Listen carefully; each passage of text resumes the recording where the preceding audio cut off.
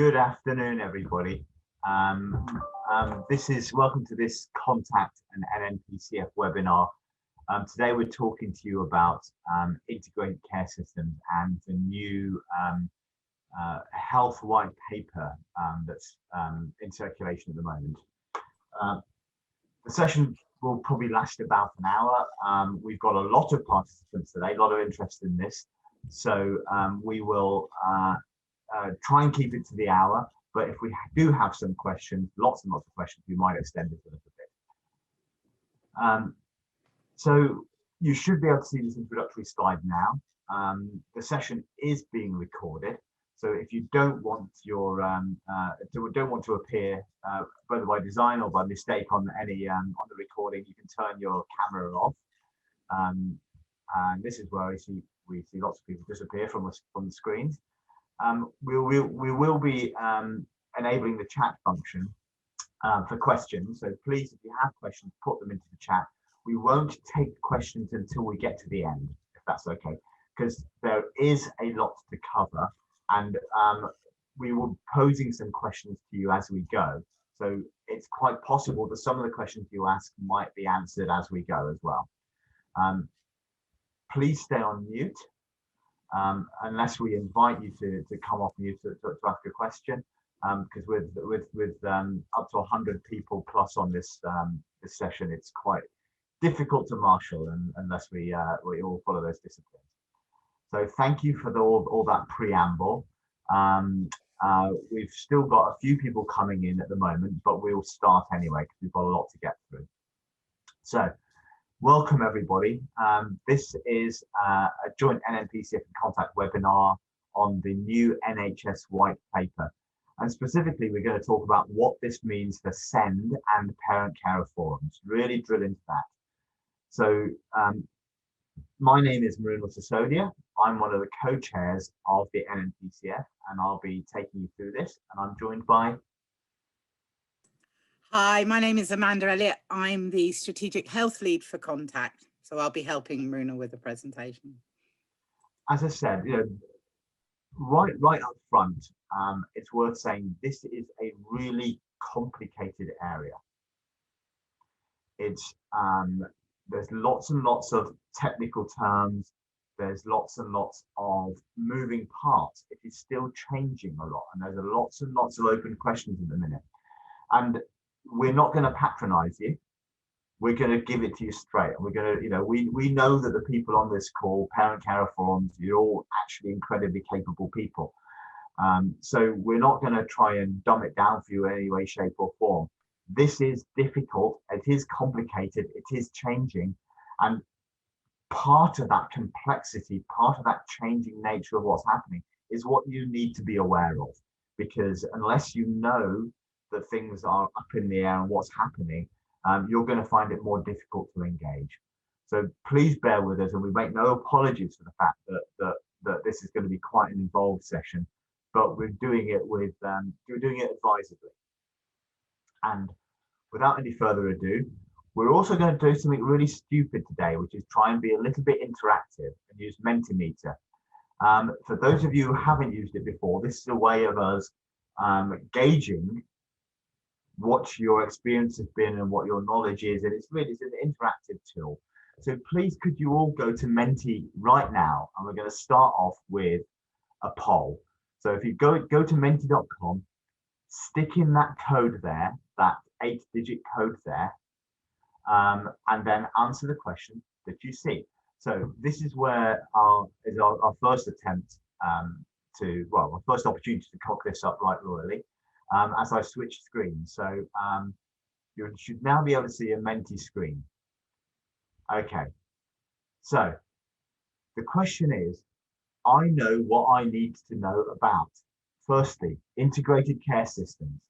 Secondly, what they mean for children and young people with SEND. And thirdly, what they mean for parent carer forums.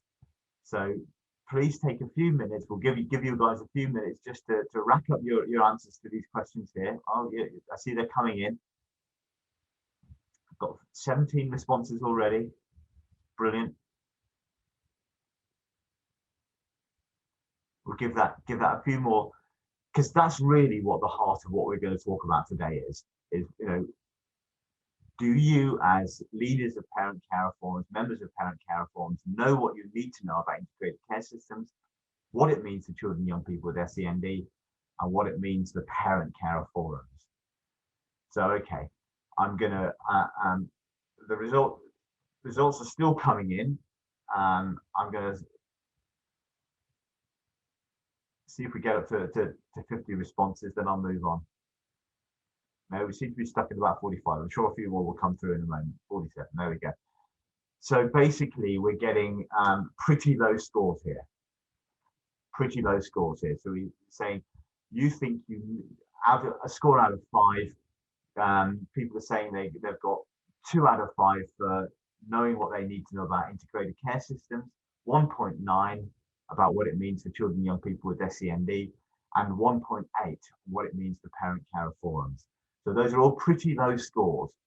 Now that suggests to me that this is a reasonably well targeted webinar then. So it's timely and we're picking a good subject. Right, let's see if we can fix that a little bit. Let's see if we can improve those scores. And right, this is what we're going to go through today. Firstly, we're going to go through what the documents and definitions are. Where does all this come from? Where can you find the technical details if you want it? Next, we're going to give you a little bit, a couple of sections on where we are now and what is changing. So what is the current situation? What's the history of what we've got at the moment? And how does the health service currently work? Because you need to understand that context if you're going to understand what ICSs are and what they mean for us. And then we're going to talk to you about what is changing. What's happening in the world of ICSs. As I said earlier, there are a lot of open questions. And we're going to tell you what those open questions are. What is yet to be defined? What is yet to be determined? And you need to be aware of these because these will have an impact on the work that we do. And then we're really going to drill into what this means for SEND and what this means for parent care forums. So there's a brief overview of what we're going to go through. So next up, let's go back to Menti again. And please, you should, if I go back to Menti here, and what I should be able to do is move on to the next slide. Do you know which other parent care forums are in your ICS?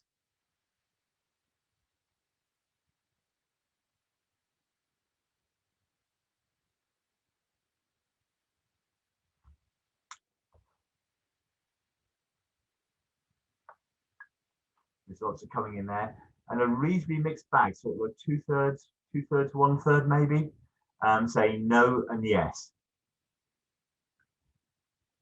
Right, that's going to be one of the key questions for us going through this presentation.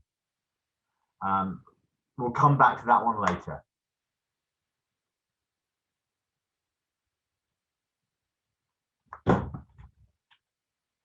Right, documents and definitions.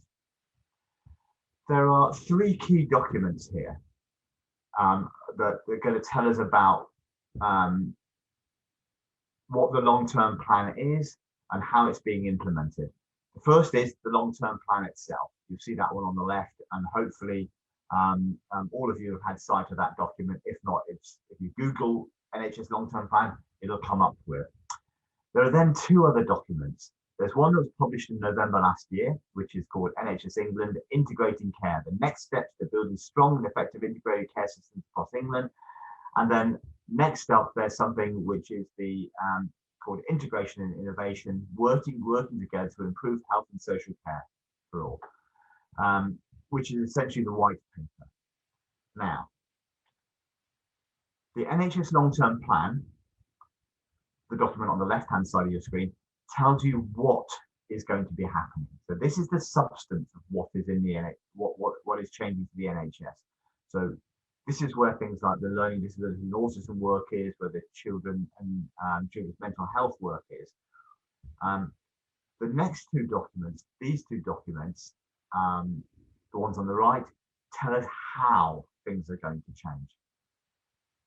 to what is going to be happening to the governance, to the structures, to the funding, to the commissioning in the NHS.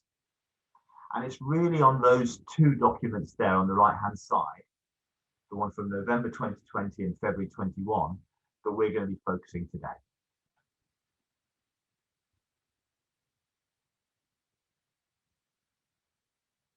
Hi, yeah. Some of you will know some of these definitions already, but some of them, it's worth going through what some of the language is in that's happening. So first of all, what we have at the moment is a white paper, and for those of you who are unfamiliar, it's a government proposal for change for introducing legislation, a new law, and as it will turn into a bill which will be presented to Parliament, and then once Parliament has dealt with it, it will turn into an act. So elements might change during the parliamentary process, but that's unlikely with a large government majority. And then after it becomes an act, it becomes law and receives royal assent, and then that is the law that it will follow. CCGs, I think lots of us are very familiar with these. They've been around since 2012. Clinical commissioning groups who commission hospital and community NHS services in local areas. These are the body that you've probably had most of your relationships with till now. At their peak, there were 200. There are now many fewer. And in theory, by end of 2022, and once this legislation is in place, they won't exist anymore in a legal form anyway. So what you know now will be disappearing. Many have already merged. You've probably felt the experience there. Generally, commissioning involves deciding what services are needed in a local area for the diverse local populations and making sure those services are provided. Sustainability and transformation partnerships, STPs. This is probably the first time you heard about the coming changes. In 2016, NHS organisations, local councils started getting together around England to draft proposals to improve health and care. A lot of people from different parts of the system in local areas came together and they drew up proposals, and they did have a sort of conversation with staff, patients and others. It wasn't quite a consultation, but it was that they did pick up views about what was needed. And then finally, the term that you're all going to be hearing a lot about now is the ICS, integrated care systems.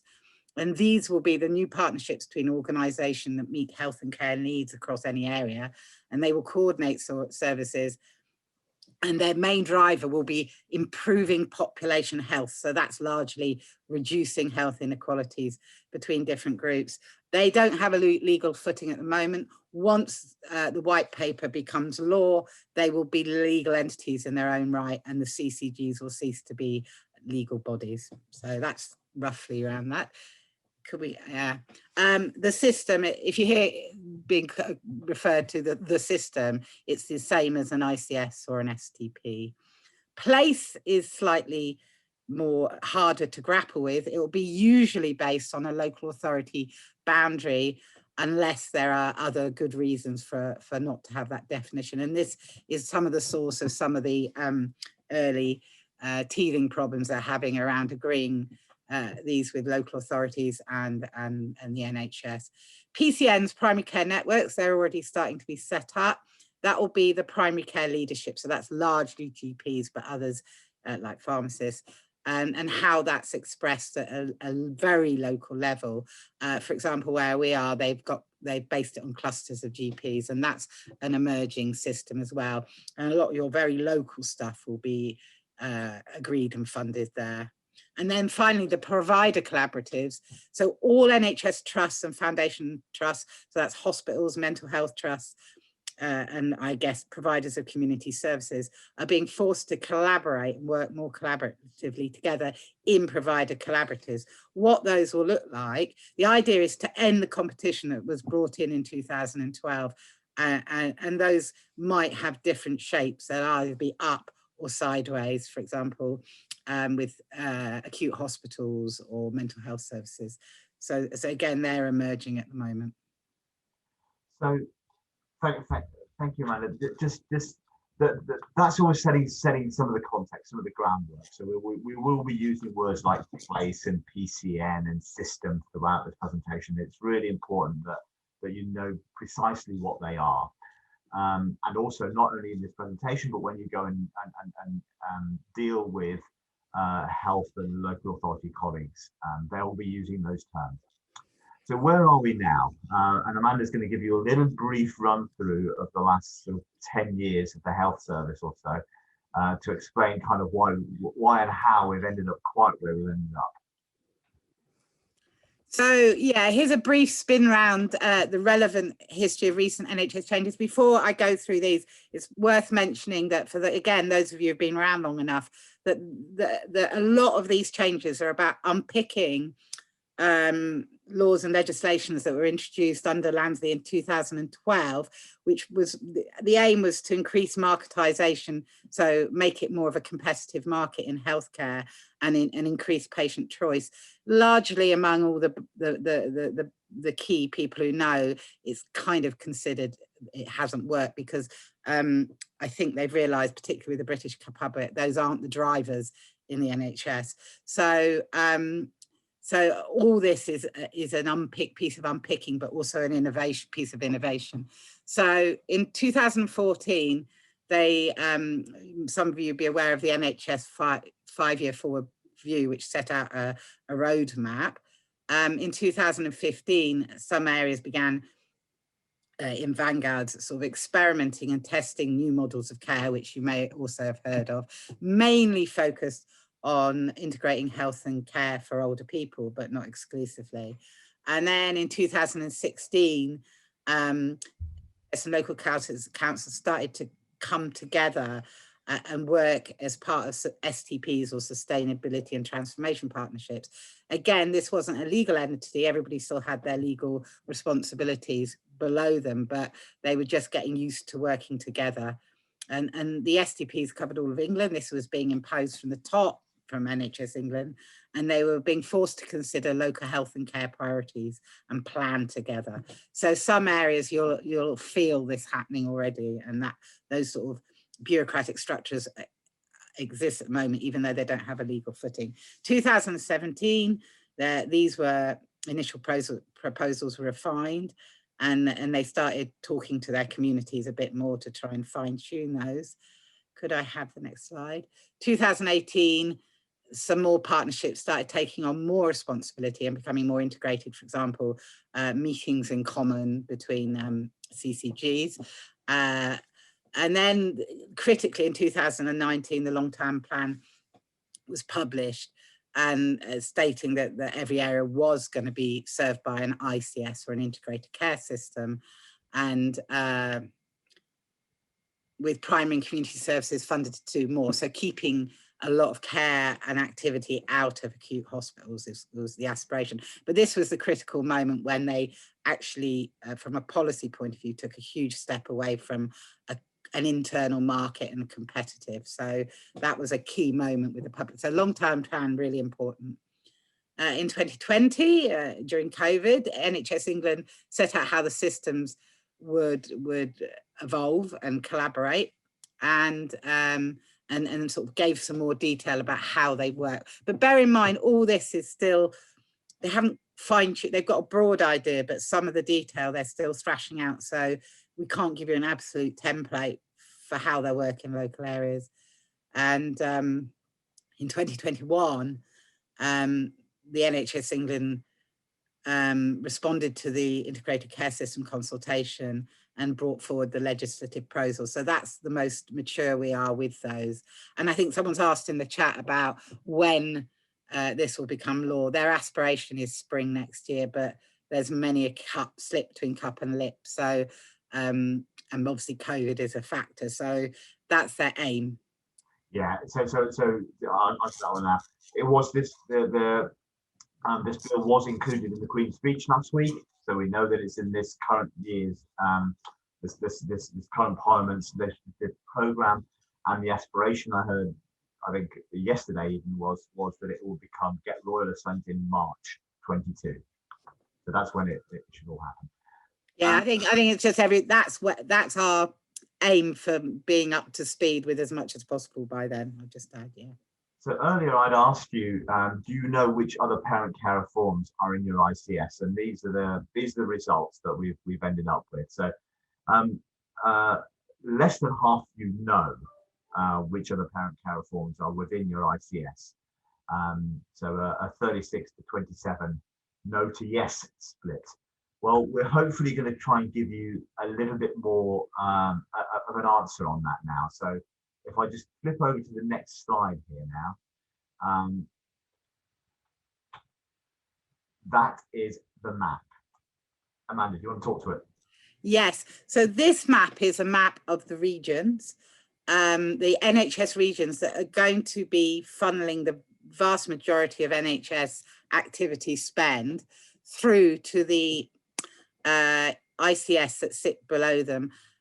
This isn't finalised, this is probably it, but this should give you some guide to how the ICS will be formulated. Bear in mind, there will be local authority collaboration in each of these areas under each region. There's also, at the end, there's some resources which will direct you some great information on the King's Fund site about ICS. And they've got a map that you can click on for your area so you can see, and they update regularly if there's any changes to this. So this is what we know at the moment, and this might be useful for you trying to work out who you're going to, in terms of parent care reforms, you may wish to sort of refresh and build up your relationships with neighbouring PCF. Yeah, and just some additional colour for me. Firstly, to say very helpfully, NHS England has chosen to have 7 regions as opposed to the 9 that the Department for Education and local government has. So the regions do not map across exactly to what we have in the parent care reform world. The second thing to say, this the breakdown here is by CCG grouping, not by local authority grouping. And as we all know, CCG groupings do not map onto local authority groupings perfectly as well. So we can tell you which CCGs are planned to be in which ICSs, but you'll have to go and do your own digging to find out where your local authority sits within that CCG map. So we're trying to help you as much as you can, but you'll have to go do a little bit of research by yourself if you don't know already. Okay, so what is changing? Let's now talk about, we've given you a bit of a picture of where we are at the minute. So what is going to be different over the really from over the coming year, because plans are starting to be formulated now, and then certainly from March next year when the law changes. So what does the white paper say? What are its objectives and aims? And I will just, as a general rule, we try not to read out slides, but this is important enough that I will actually read this text out. First, by removing the barriers that stop the system from being truly integrated, we want to help integrated care systems play a greater role delivering the best possible care with different parts of the NHS joining it better, and the NHS and local governments forming dynamic partnerships to address some of society's most complex health needs. So there's a lot of ideas in there, in that statement.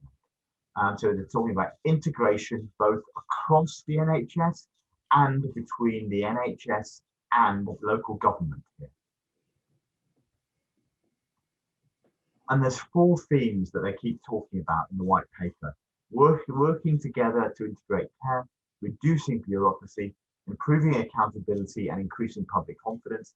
And then, frankly, there's a bit of a catch-all bucket for various bits and pieces of health-based legislation they've thrown into the white paper, which they're terming additional measures.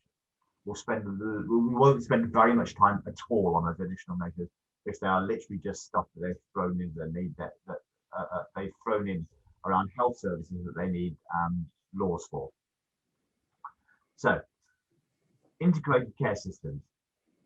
As we said, they're set up across England. They've got to be set up by April 21. So that's then formed, not legally constituted, but formed.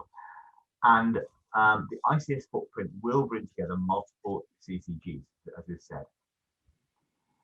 And there's going to be, as I said, 2 forms of integration. This is really important. Integration within the NHS, between different NHS organisations, and integration between the NHS and local government and wider partners. So what we're trying to do through this presentation is, as I said, there's a lot of meat here, there's a lot of content here. And sometimes you'll see these little yellow stickies pop up. Every time you see one of these yellow stickies pop up, what we're doing is highlighting something that we think is important either for SEND or for parent care forums. So here, the point here is, because we're merging local areas with many parent care forums here, make sure you know who your partners are, who your parent care forum partners are here. And what we'll try and do with these yellow stickies, we'll pop them up as they come up in the as we're going through, but we'll also summarize them for you at the end. So don't feel as if you have to scroll everything down as you go. Right. Governance. How will the ICSs work? Well, there are two boards. Really confusingly, there are going to be two boards for each ICS. The first is called the ICS body. And the ICS body is really the one that is the real decision-making group, where the money and decision-making is going to sit with the ICS body. The NHS money comes through the ICS body. It'll have a chair, it'll have a chief executive, it'll have reps from all of the NHS trusts in the area, GPs and local authorities. That's the core body. Then there's going to be a second board, which is called an ICS Health and Care Partnership. And this is going to be a wider community-based board, which will bring together many more players from the local area, including the voluntary sector, social care providers, maybe even private sector providers, and Health Watch. So look out for these two boards.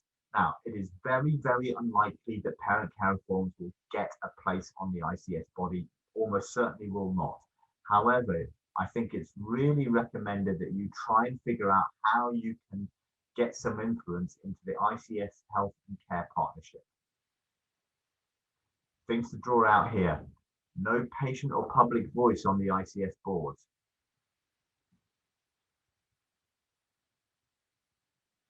And the next point here to bear in mind, can you get yourself some sort of representation on the ICS Health and Care Partnership? And bear in mind, this might not be you as an individual ICS, as an individual PCF. You might have to band together with your other local PCFs.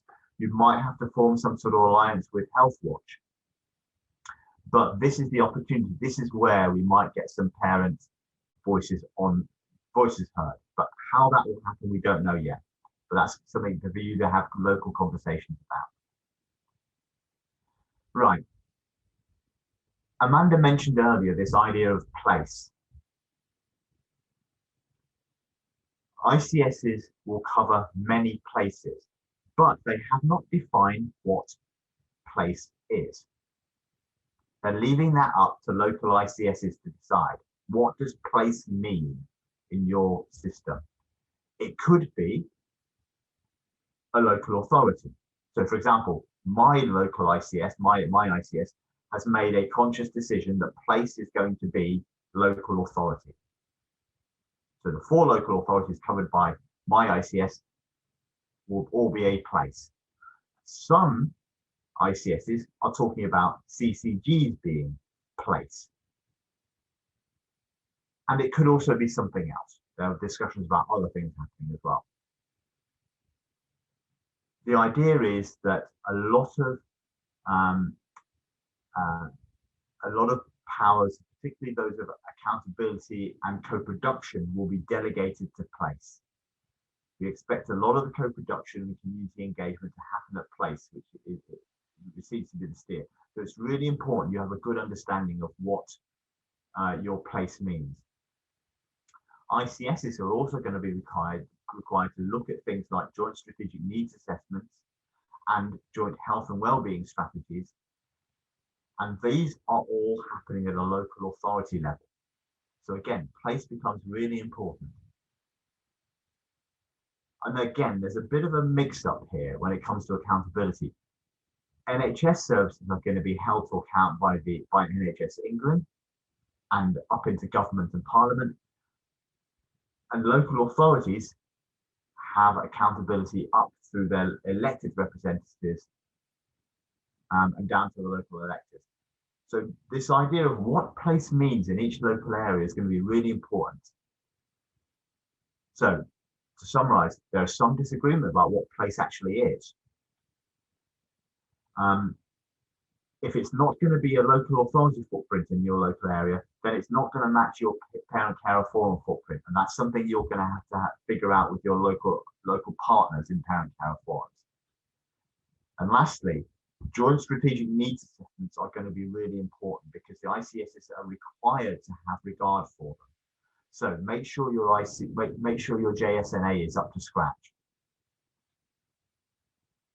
And there's going to be lots and lots of plans, lots and lots of plans operating at lots and lots of different levels. There is complexity in this system, possibly too much complexity. And maybe some of that will get ironed out as this white paper goes through the parliamentary process, but I'm not sure much of it will. So this slide is a little bit more detail about the role of place. But the key thing is that this is where, because this is where a lot of local accountability and a lot of local responsibility will come in. I won't go through this slide. The slides will be distributed, but please take a look at this in more detail when you get the slides.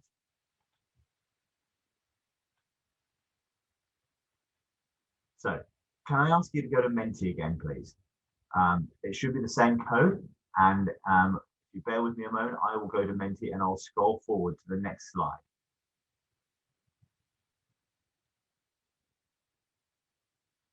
So how has your ICS defined place? Is it defined as a local authority? Is it defined as a CCG? Is it defined as something else, or don't you know? I think we've got a clear winner here, haven't we?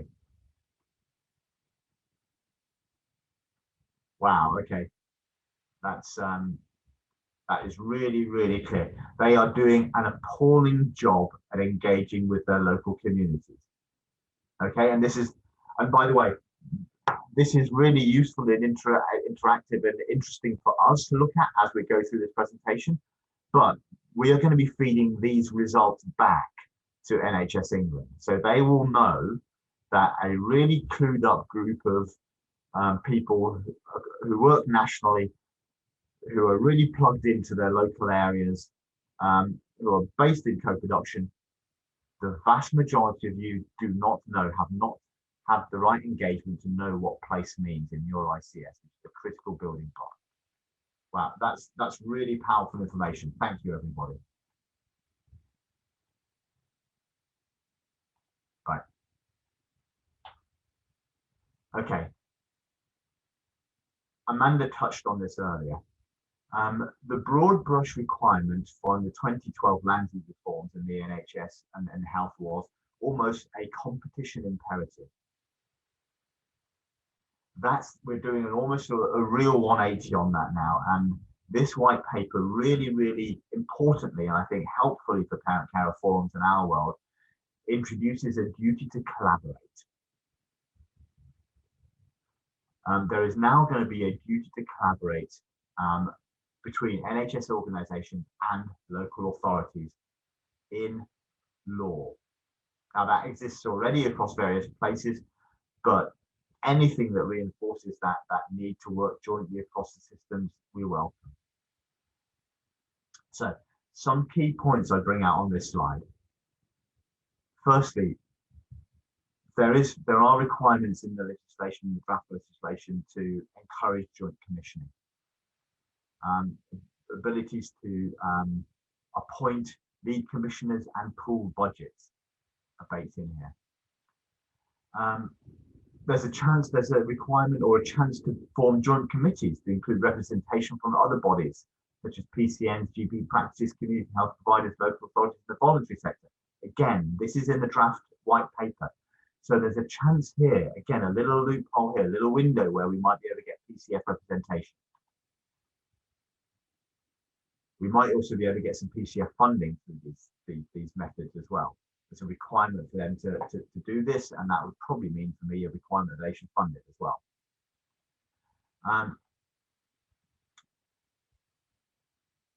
There's a requirement now that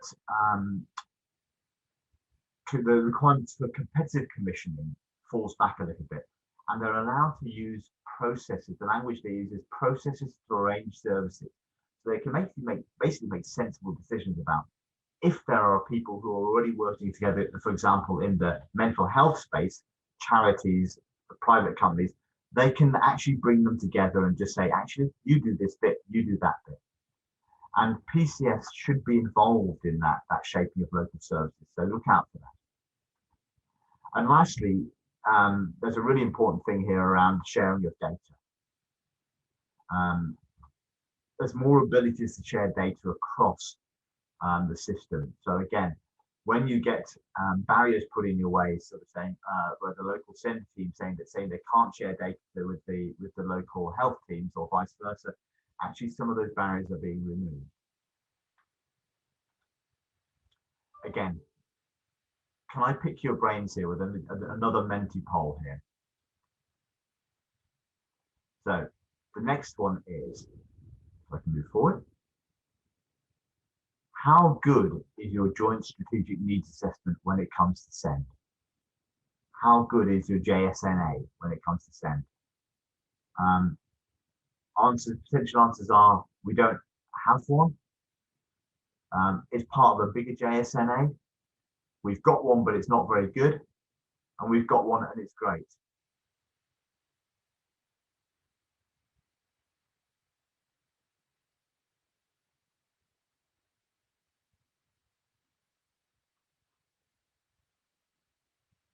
Okay. Wow, again, getting some really, really clear results there, aren't we? Only 5 out of 56 of you have said, we've got a good JSNA. We've got a good JSNA for children with SEND. This might be something you want to focus on, because the Joint Strategic Needs Assessment will be looked at in a way, takes on much, much greater importance going forward than it has had previously, because it will form the basis of joint working and joint commissioning across both your ICS for the health provider bits and also into the work that's being done with the local authorities. So this maybe tells me that with contact, we might need to do a little bit of work on what should be, what should we be looking for at a good JSNA for children and young people with SEND, and how might you, as PCS, influence it?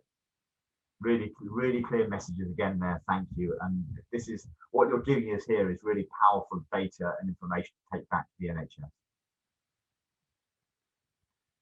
Right.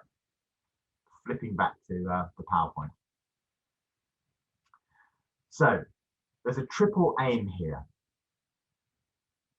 underlying, what is the purpose? Why is all this being done? The triple aim for health bodies, triple duty, is better health care, health and well-being for everyone, better quality of health services for all individuals, and sustainable use of NHS resources. There's also something in here around patient choice. So under the new model, bodies that arrange NHS services as a decision-making body will be required to protect, promote, and facilitate patient choice in respect to services or treatment. So a couple of really big learnings from these things for you to frame your conversations in. Firstly, the triple aim does include children, and it does include children with SEND.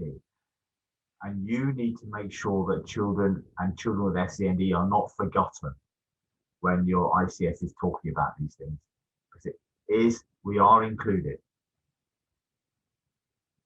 You also probably want to think a little bit about how your priorities locally fit into these three aims, the triple aim. Because again, if you can relate what you're doing and what you need to do locally for children with SEND into this language, it's going to land much better. You've got to talk their language to them. So think about how you can use this language to frame what you need from your local health and local authority bodies. And again, this is a little bit unclear. Does choice mean person-centered? They're using different language. They're using different language. And we just need to go and make that connection for them that, you know, actually, the Children and Families Act talks a lot about person-centered services, and choice should be person-centered. Again, I'm going to ask you to do another poll here. So go to Menti again, same code. Seem to be getting the hang of this now, which is great. So I'm going to scroll forward to the next poll. Are children with SEND included in your ICS priorities? Yes, no, or don't know.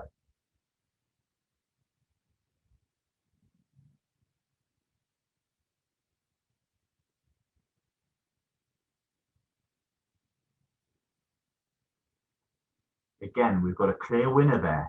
Don't know. But actually what's encouraging there for me is that we've got far more yeses than nos, which is great, because they should be. They should be. Children with SEND are a major part of the long-term plan, and there's a huge focus particularly on the learning disability and autism cohort, and also in children's mental health at the moment as part of the long-term plan. So your ICS should be talking about children, and it should be talking about children with SEND as defined by the SEND Code of Practice. Over the coming weeks and months, there will be more engagement from the ICSs, and if you don't know, if you're one of the 54 that put don't know there, go and ask your local CCG the question. What are the ICS priorities? How do we influence them? Can we make sure that children with SEND are included? Again, this is brilliant data information for us, for our conversations with health providers and health commissioners nationally.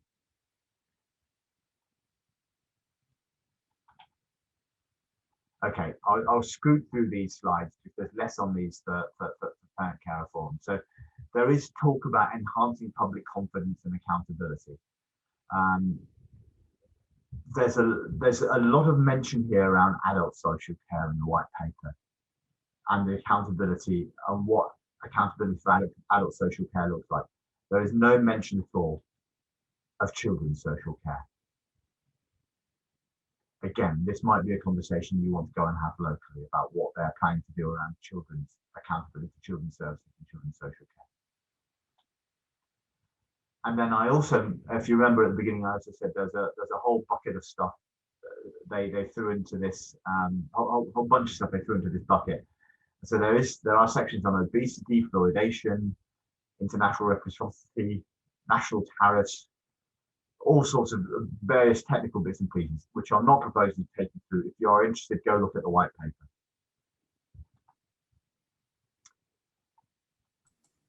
Okay, so I've had some reflection on this, and this isn't set in stone, but I think that it's a mixed bag, like most reforms. And I think there are opportunities for PCF and for improving the lot of children and families, children with SEN. However, there are also risks. So let's be positive and start with the opportunities. There's going to be a new system, probably with lots of new leaders. And I guess it's a fresh chance for forums to forge new relationships and do things differently to make an impact for our kids.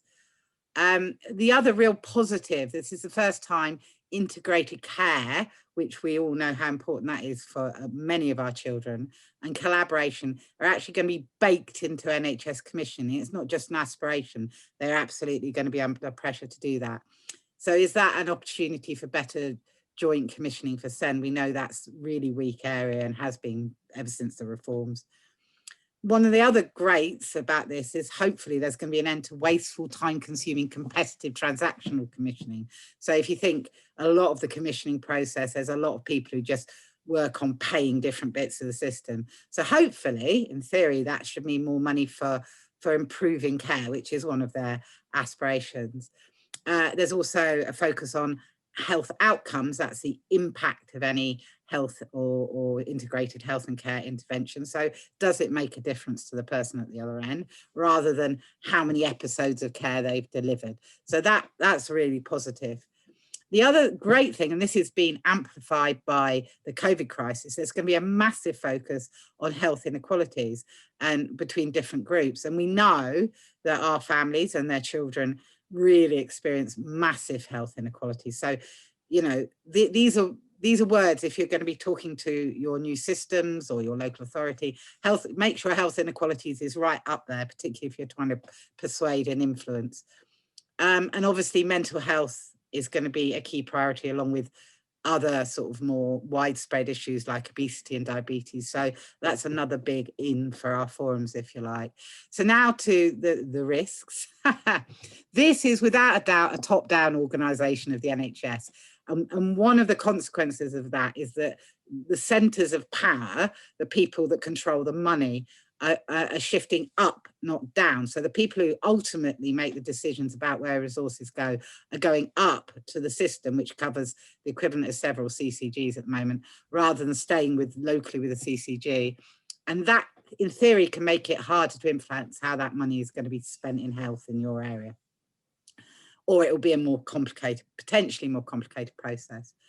The great thing about, you know, tackling health inequalities, I don't think anybody would disagree with that. However, the way they do that is focusing on population health. So hence the really important role of the joint strategic needs assessments. But they'll be looking at population and be measured on improving population health across the ICS, not just your local authority area or your current CCG. So it will be a large area that they'll be measured on. And whether we like it or not, the biggest public health issues in the country are issues like obesity and heart disease, and the biggest killers. So a lot of the focus and a lot of the driver of this is the prevalence of chronic illness health in adults, which they see as you know, costly and not resolved. So the problem there is that it may well crowd out issues important to our families with children. And I think that's something to bear in mind when you're trying to get on agendas. So, and I think the key to that is going back to health inequalities. Our children suffer terrible health inequalities because of their disability. There's also poverty, there's also et cetera, mental health. Unfortunately, well, no, not unfortunately, one of the problems is where they do include priorities for children, it's children in the broader sense.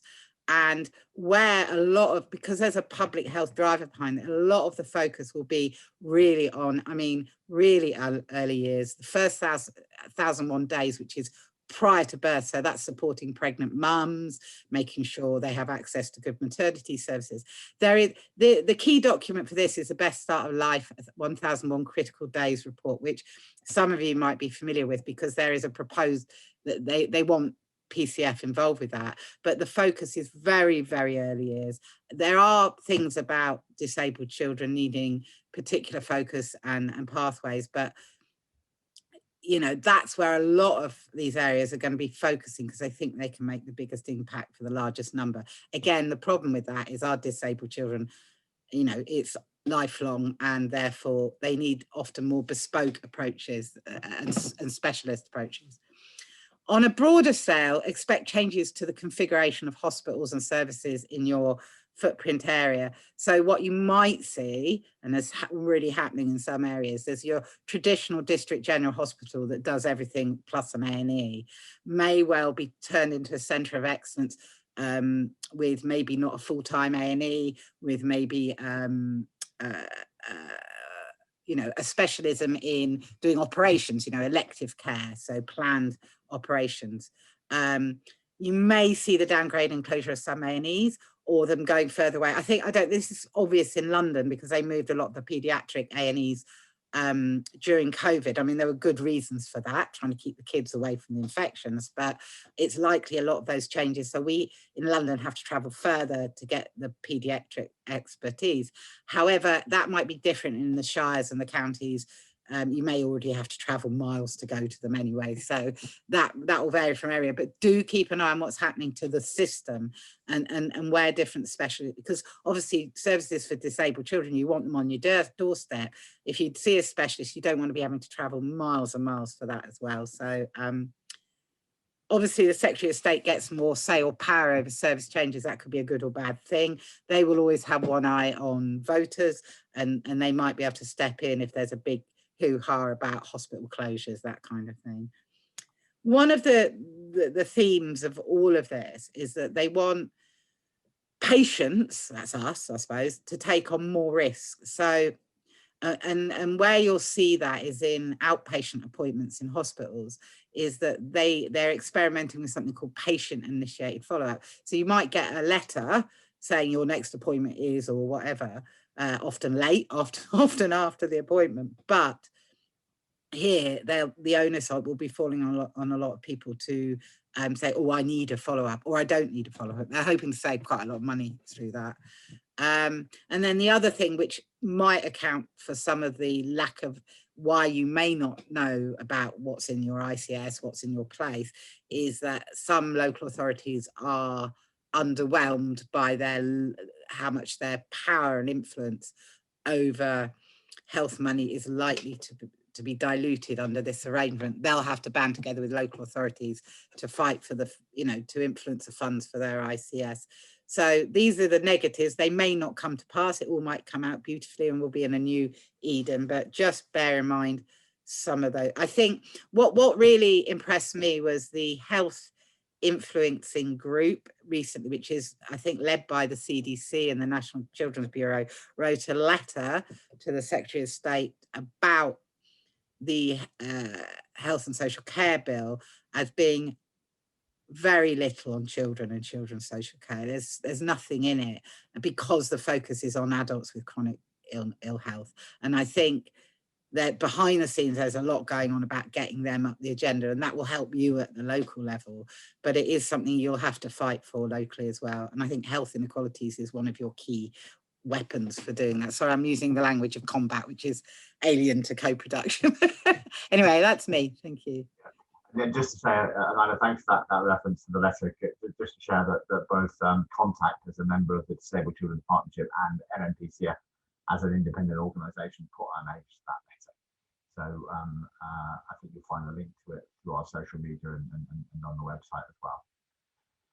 So I promised you we've been through a lot today, okay? So what I'm going to try and do now in the next 3 sections is just give you some checklists. Just try and bring it all together for you in 3 slides of what the key things you probably want to take away are. And as I said, we're not going to mollycoddle you in any way. Let's start with the open questions. What has not yet been decided? So the white paper is very light on individual co-production. We need to keep reminding people of what the NHS Constitution says around the requirements to build services around patients. The paper hardly mentions strategic co-production at all. And can we use bodies like Health Watch, Health and Wellbeing Boards, and local government to gain purchase? And by the way, we're not the only ones saying this. The local government are really, really worried about this, in the sense that they are saying, if you don't define place as being a local authority area, where's the link to the electors? Where's the link? Where's the link to the local population and that accountability? The big one that we can't get away from in the middle: what is place? What does it mean for you, in your area? The relationship between the NHS body and the ICS Health and Care Partnership, if you remember those 2 boards I described earlier on, is very unclear. You probably want to make sure that you're getting the right sort of influence on the Health and Care Partnership. Despite ICSs being required to cover social care as well, there's very little detail about social care in this white paper. And let's be honest, we all know this from our experiences with the implementation of the Children and Families Act. It's all very well putting a legislative veneer over a broken system, Things won't change if the culture's not right. People really don't want to come together. What does this mean for SEND? So again, a little checklist for you here of things you might want to look at. So is your local SEND JSNA up to scratch? Does it properly describe the needs of children and the priorities that a local area should have when it comes to our kids? What other new joint committees are being set up in your local area for commissioning or for monitoring? Can they be used to drive joint commissioning? Can PCFs get a role on those? And don't forget, education should be a part of those as well. Can you describe how your local SEND objectives of the Parent Carer Forum fit into the AAA? Are children included in your local ICF priorities? Make sure they are. How can local data sharing improve connectivity and services to children with SEND? And how can providers be better arranged to meet the needs of children with SEND and their families? And that word arrange is in inverted commas for a reason, because that's the language they use in the bill. If they can be arranging services, please go and talk about how you might better arrange services locally to meet the needs of our children. The last bit I'm going to take you through is what this means for Parent Carer Forums, a checklist here. So, firstly, ensure you work with your neighbouring PCFs to cover the ICF footprint. Form an alliance with your local PCFs. Don't try and do it alone, you won't be successful. Make sure you know how place is being defined locally. Go ask that question. Make sure you know what subcommittees are being set up in your place and which you should be represented on. Build and renew relationships with existing bodies, including Health Watch and Health and Wellbeing boards. Make sure you've got those connections with Health Watch and Health and Wellbeing boards, because they are, again, established under legislation, and they are referred to under this legislation. So they will definitely have a role, and they will have leverage, and they can help you. Understand who's funding the local voluntary and community organisations from the new system, and make sure you get your fair share of money, because we do a lot for health services, health provision, and we do not get the money we deserve for it, the contribution we deserve for it. So make sure you understand where the money is flowing and where the local voluntary sector is being funded from, and make sure you get your piece of that. And then just keep talking to everybody about co-production, co-production, and co-production. Just remind them that it's there in the NHS Constitution, it's there in the Care Act, it's there in the Children and Families Act, and they've got to do it. So I'm going to do something a little bit risky here. I'm going to ask you to go back to Menti, and that question we asked at the beginning about how much do you know? I know what I need to know about integrated care systems, what they mean for children and young people with SEND, and what they mean for Parent Carer Forums. I'm going to ask you that same question again to see if we've managed to move the dial today.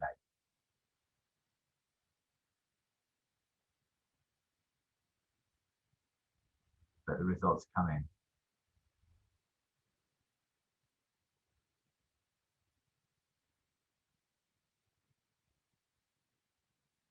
Okay.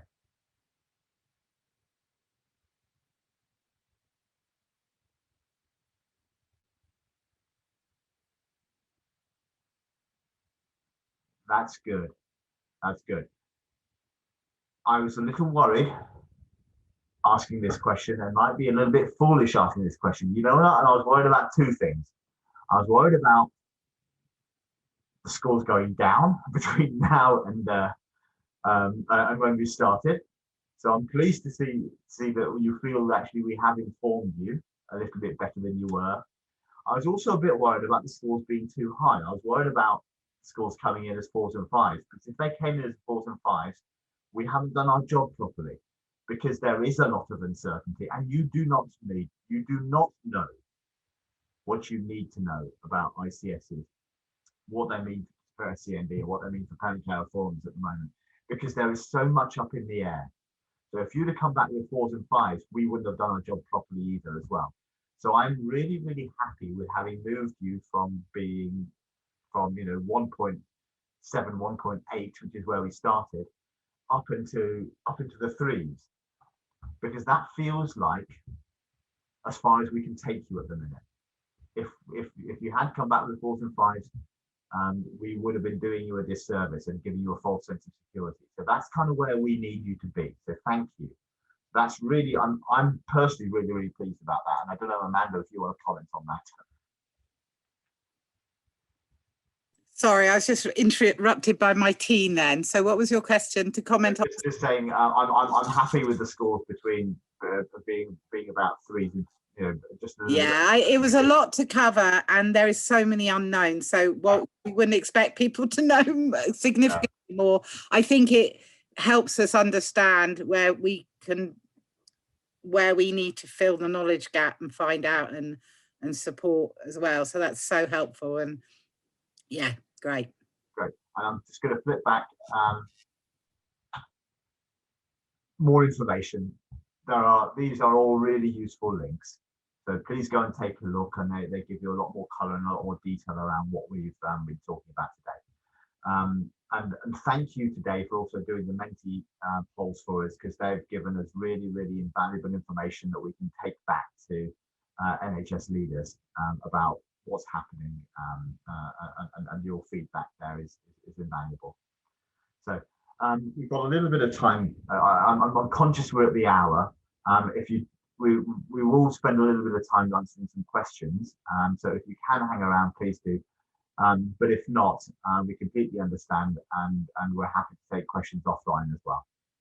So, Amanda, are there any burning questions that we feel we should address now? There was an interesting question earlier on about why is it so difficult to agree what the definition of place, and I thought you might be good to answer that one, but it's a lot of it is to do with politics in the background and things that we're not party to. So there will be arguments going on, discussions going on between local authorities and the current CCGs and NHS chiefs, and that's why they don't use regions and boundaries that align with local authorities. I don't know the answer to that, Mrunal. You may. Well, I think there's a little bit of passing the buck here, because there is very much a local agenda with this stuff, which is saying they do not want to impose structures on local areas that know themselves better than the national government does. So they don't want to be prescriptive around this stuff. And so they've kind of left it up to the local areas and systems to define what it means for them. And there is a bit of a battle going on between CCGs who want place to be CCGs, because clearly that's in their interest for it to be CCGs, and local authorities who want place to be local authorities. We have a very clear view, which is we think it should be local authority. Why? Because that's where local accountability and elected accountability really does sit. And also it's convenient for us as parent care reforms, because that's the footprint that we follow. So frankly, we think it's more accountable, more democratic, and frankly easier for us if it's parent care reforms. But sadly, Matt Hancock did not ask my view when he was framing this legislation. So we've had no influence on that at all. There was also some really important commentary about the disabled children that fall outside the priority cohorts. I mean, if they're not learning disabled or autistic. And I mean, that's driven largely by the long-term plan. However, one of the things that will be happening as a result of these changes is the old style community services contracts that either delivered usually by hospital trusts or people like that. What we're seeing in our area is that they're kind of dissolving and being split between the primary care networks and much more regional level. And the thing that you probably need to keep an eye on what's happening to those services, because that's where the bulk of our kids' services are in terms of diagnostics, audiology, all those ongoing services. So knowing what is happening to the commissioning of those is really important.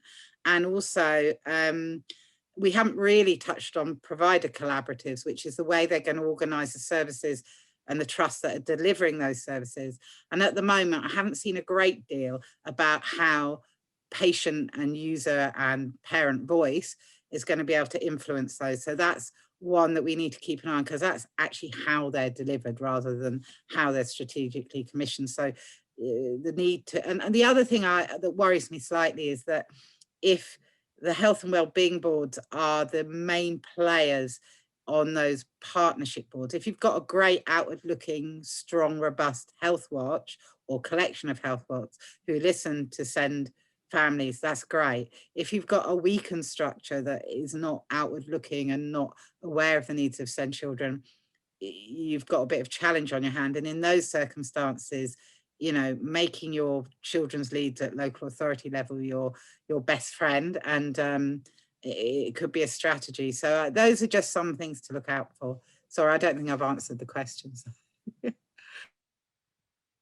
I think we'll leave it there. I'm mindful of time, unless there's anything burning, anything else, a burning question that we need to answer, Amanda. Apologies, I can't see the question for some reason, so I'm depending on you. But if there's anything that we come up with that we haven't been able to answer today, we'll gladly send an email out. There will be a survey sent out around this webinar. Please do take a look at it and answer all the questions. Your feedback is really important to us shaping these and getting them right going forward. We've done a couple of new things today, and hopefully they've worked.